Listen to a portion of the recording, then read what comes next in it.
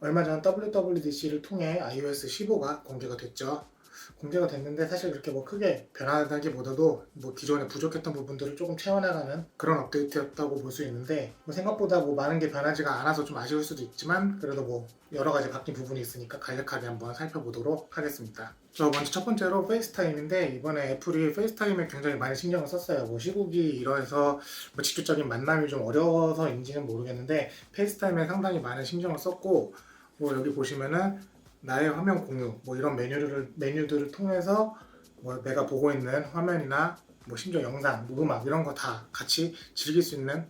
이제 그런 업데이트가 있었고 또 한 가지 페이스타임은 보통 전면 카메라로 이제 진행을 하게 되는데 그 과정에서 그 인물 모드 사진 찍을 때 인물 사진 모드가 적용이 되듯이 이제 인물 모드가 적용이 돼서 조금 더 그나마 예쁘게 보일 수 있는 뭐 그런 효과까지 들어간 거죠.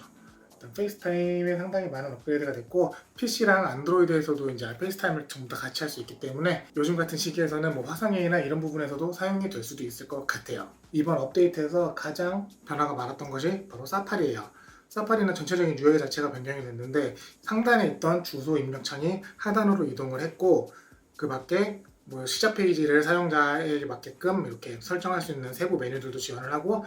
맥 OS에서 지원을 했던 사파리 배경 이미지까지도 여기서 변경을 할 수가 있습니다. 주소를 입력하고 웹페이지를 들어가면 하단에 이렇게 주소창이 나와서 좀 거슬릴 수 있는데 상단으로 스크롤하면 완전히 하단으로 내려가기 때문에 뭐 기존과 큰 그런 건 없고 단순히 좀 불편해진 게 예전에는 이제 주소창 옆에 새로 고침 버튼이 있어가지고 새로 고침을 바로 할 수 있었는데 변경된 부분에서는 메뉴를 누르고 다시 로드를 누르던가 아니면 제일 상단 페이지에서 끌어서 이렇게 새로 고침을 해야 되는 그런 형태로 변경이 됐고 여러 개의 탭이 띄워져 있는 경우에서는 이렇게 스와이프를 통해서 탭 간 전환을 편하게 할 수도 있어요. 그리고 그 밖에도 이 탭 자체를 묶어갖고 하나의 그룹으로 탭 그룹을 또 설정을 할 수 있기 때문에 뭐 열어뒀던 페이지 중에서 나중에 몰아봐야 된다거나 같은 종류에 있는 것들은 묶어서 그렇게 사용을 하시면 좋을 것 같습니다. 그리고 두 번째 기능은 카메라를 통해 텍스트를 인식을 해서 뭐 그걸 그대로 복사를 한다거나 바로 뭐 입력을 할 수 있는 그런 기능인데 이건 별다른 설정 없이 카메라를 켠 상태에서 텍스트 쪽에 갖다 대면 이 텍스트 인식 아이콘이 나오고 누르면 이렇게 자동으로 텍스트만 뽑아주고 이 상태에서 이거를 복사를 해서 붙여 넣는다든지 저희가 편할 때 원하는 곳에 사용을 하면 되고 메모 앱에서도 이렇게 인식만 해주면은 바로 이렇게 복사가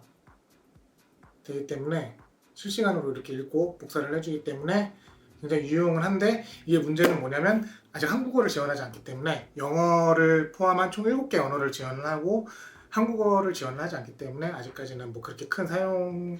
용도는 없을 것 같지만 그래도 인식률이 괜찮아서 나중에 뭐 한국어 업데이트가 된다고 하면은 굉장히 유용하게 사용을 할 수 있을 것 같아요. 다음은 아이클라우드 플러스인데 아이클라우드 플러스는 기존에 아이클라우드를 유료로 사용하고 계셨다고 하면은 iOS 15로 업그레이드 되면서 자동으로 사용을 하실 수가 있고 두 가지 메뉴가 추가가 됐어요. 이 비공개 릴레이랑 나의 이메일 가리기 이 두 개가 있는데 비공개 릴레이 같은 경우는 이제 약간 일종의 VPN 같은 형태로 내가 사용하는 넷 IP나 이런 것들을 노출시키지 않아서 좀 웹서핑 같은 거 할 때 좀 더 안전하게 웹서핑을 할 수가 있는데 아직까지는 좀 문제가 있는지 정상적으로 작동되지 않는 경우들이 좀 있다고 해서 이거는 조금 나중에 계속 업데이트를 좀 기다려 봐야 될 것 같아요. 나의 이메일 가리기 같은 경우는 이제 누군가한테 이메일을 보낼 때 내 이메일을 무작위로 선정된 주소로 그냥 보내준 다음에 그 사람이 답장을 했을 때는 내가 원하는 주소로 답장을 받을 수 있게. 그러니까 결론적으로 이것도 내 이메일 주소를 노출하지 않겠다. 개인정보 보호 차원에서 들어간 기능이에요. 무작위로 입력된 이메일 주소 이런 게 볼 수가 있고 하단에 이제 전달받은 이메일 주소에는 제 이메일 주소가 있기 때문에 요거를 입력을 하셔가지고 원하는 주소로 이메일 답장을 받을 수 있는 그런 기능이에요.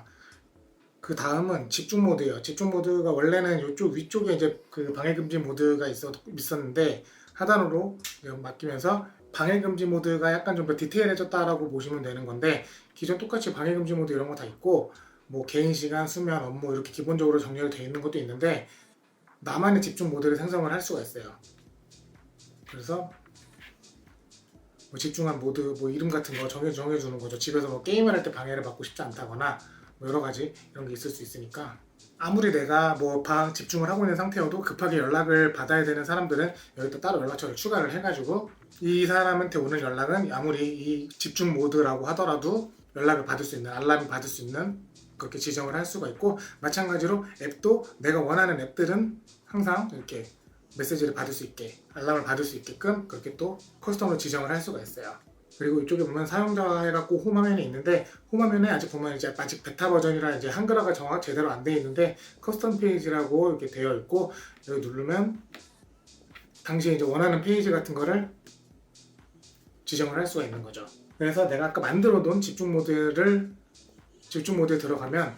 그 페이지가 자동으로 노출이 되는 거예요. 사실 저는 이게 버그인지 아니면 기능인지 자세히 모르겠는데, 이렇게 커스텀 페이지를 제공을 하는 거 보면은 똑같은 앱을 여러 개를 바탕화면에 꺼내놓을 수가 있는데, 이게 이제 자기만의 커스텀 페이지를 만들어서 그 페이지를 원하는 집중 모드를 선택을 했을 때 그 페이지를 노출을 하게 되기 때문에 앱을 똑같이 그렇게 계속 밖으로 꺼내놓을 수 있는 기능인 건지 아직 확실하진 않은데, 제가 볼 때는 버그 같기도 하고 기능 같기도 해요. 일단 이렇게 사용을 할 수 있기 때문에 뭐 게임 같은 경우는 게임에 관련된 앱들만 띄워놓고 사용을 할 수 있다, 뭐 이렇게 보시면 될 것 같습니다.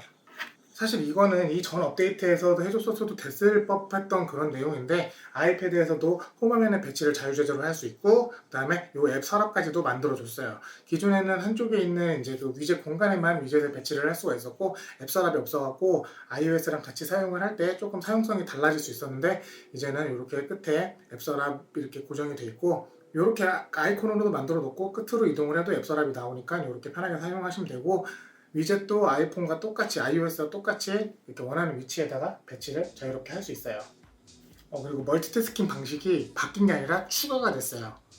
추가가 됐는데, 이 상단에 보시면 이 점점점 세 개 있는 아이콘을 선택을 하면은 이렇게 세 개의 아이콘이 나오는데, 전체 화면, 그리고 스플릿 뷰, 슬라이드 오버, 이렇게 세 개로 지정을 하는 거고요. 스플릿 뷰를 누르고 내가 원하는 앱을 누르면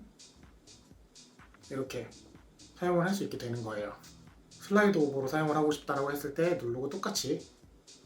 해주면 내 앱이 슬라이드 오버로 표시가 되고 뒤쪽에서 또 이렇게 사용을 할 수가 있게 되는 거죠. 이게 뭐 기존이랑 다른 게 아니고, 그러니까 기존에서 변경된 게 아니고 추가된 거고, 기존처럼 똑같이 하단에서 끌어서 사용할 수 있는 그런 멀티태스킹 방식 똑같이 사용할 수 있으니까 두 가지의 형태가 된 거예요.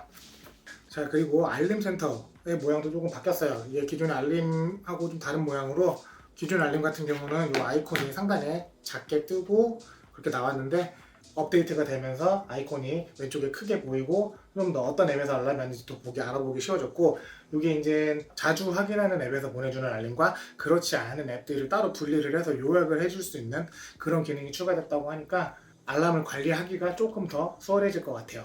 자, 이렇게 iOS 15, 아이패드 OS 15를 간략하게 좀 살펴봤는데, 사실 이번에 업데이트에서 가장 기대했던 거는 아이패드 M1을 위한 그런 업데이트였었어요. 하지만 그런 건 하나도 없었고, 기존의 아이패드 사용자들도 똑같이 전부 다 누릴 수 있는 그런 업데이트였기 때문에 실망이 이만저만이 아닌데,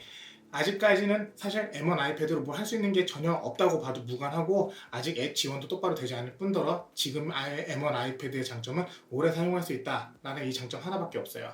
여튼 이렇게 새로 공개된 iOS 15, 아이패드 OS 15에 대해서 간략하게 살펴봤고, 뭐 그럴 일은 없겠지만 추후 베타 업데이트가 되면서 좀 더 기능 추가나 이런 것들이 변경이 된다고 하면은 또 그 부분만 따로 소개를 해드리는 시간을 갖도록 하겠습니다. 오늘 영상 여기까지고 시청해주셔서 감사합니다.